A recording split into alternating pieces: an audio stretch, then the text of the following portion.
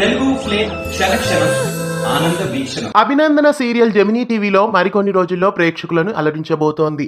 ఒంటరి గులాబీ సీరియల్ నిర్మాణ సంస్థ అయిన హవ్య క్రియేషన్స్ నుండి ఈ సరికొత్త సీరియల్ ప్రేక్షకులను అలరించబోతోంది.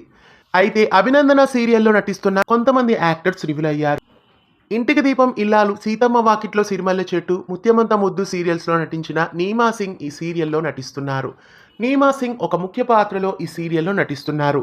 ఇంకా చాలా సీరియల్స్లో క్యారెక్టర్ ఆర్టిస్టుగా నటించిన నిహారిక హర్షు కూడా ఈ సీరియల్లో నటిస్తున్నారు. నిహారిక హర్షు అమ్మ కోసం, త్రినయిని ఇలా చాలా సీరియల్స్లో నటించారు. ఇంకా ఈ సీరియల్లో బ్రహ్మముడి, నంగులరాట్నం, అలవెంకటాపురంలో సావిత్రి ఇలా చాలా సీరియల్స్లో నటించిన మాధురి కూడా నటిస్తున్నారు. అలాగే రంగులరాట్నం సీరియల్లో పూర్ణగా నటిస్తున్న పద్మావతి కూడా ఈ సీరియల్లో నటిస్తున్నారు.